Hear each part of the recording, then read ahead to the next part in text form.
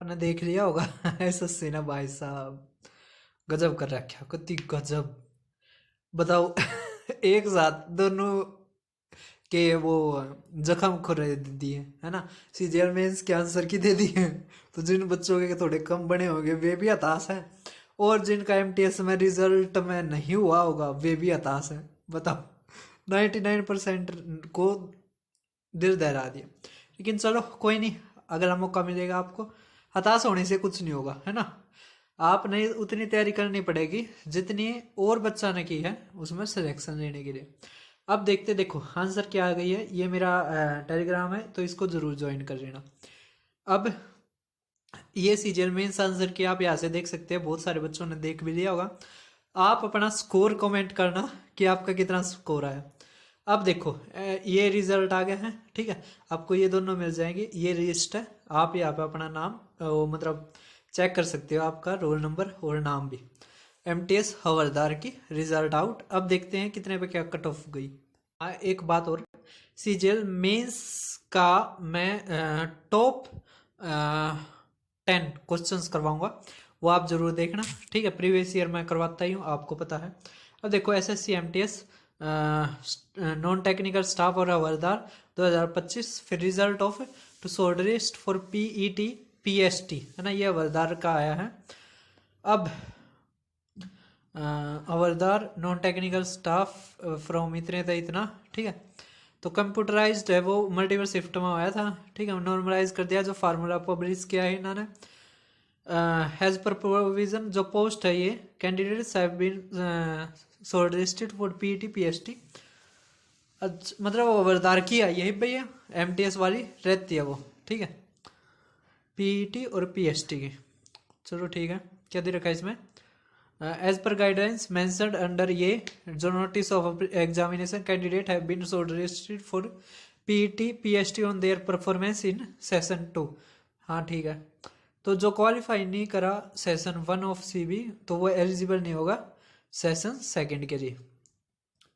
Minimum qualifying session 1 as well as session 2 of computer based examination are as follows. चलो ये तो हो गया है ना। अब बात करते हैं, देखो कितने बच्चे को किया गया। और ये भी दे रखा है कि पीईटी और पीएसटी के लिए अगर कोई क्वालिफाई नहीं करेगा तो वो एलिजिबल नहीं होगा हवलदार की फाइनलिस्ट के लिए, ये तो सभी को पता है ना। If such candidate gate shortlisted for the post of MTS there candidate will be remain valid for the MTS post.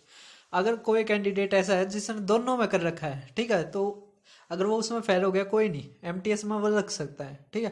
फिर final result of both will be together at rate after completion of PET PST for the post of havildar. अभी क्या है, हवलदार की post आई है केवल, मतलब result आया है। जब इसका पीईटी पीएसटी हो जाएगा ना फिर दोनों की एक साथ आएगी, ठीक है। अब category wise breakup of candidate provision is shortlisted. तो ईडब्ल्यूएस के 2000 कुछ हैं, ठीक है। 3612 एससी के हैं, एसटी के 2030 हैं, और ओबीसी के 5500 हैं, यूआर के 10,000 हैं, ठीक है। तो 27,011 बच्चे पीईटी पीएसटी के लिए शॉर्ट लिस्ट किए हैं, जिसमें से यूआर में 4368 बच्चे तो केवल ओबीसी हैं जो यूआर की कट ऑफ पे क्लियर हुए हैं, ठीक है। तो इस कारण इतनी कट ऑफ जा रही है भाई साहब मजाक नहीं कर रहा। यूआर पे ये कैटेगरी ऐड हो जाती है, तो जो इंटेलिजेंट बच्चे हैं अगर वे यूआर की कट ऑफ पे हैं, अगर मान लिया फाइनल में थोड़ा कम होता है तो वो अपने पे भी हो जाते हैं, थोड़ा इसमें ये एज रहता है, कोई नहीं। अब देखो ये जो 35 कैंडिडेट है इनका अभी विद ऐड कर दिया है, क्या पता क्या कुछ हो, है ना मामला, कुछ ना कुछ होगा इनका। चलो हमारा लगता है भाई चंडीगढ़, चंडीगढ़ में यूआर के कैंडिडेट अवेलेबल है 196, जिनकी जो कट ऑफ गई है 131। तो वही गजब कंपटीशन हो रहा है, 131 है, ठीक है।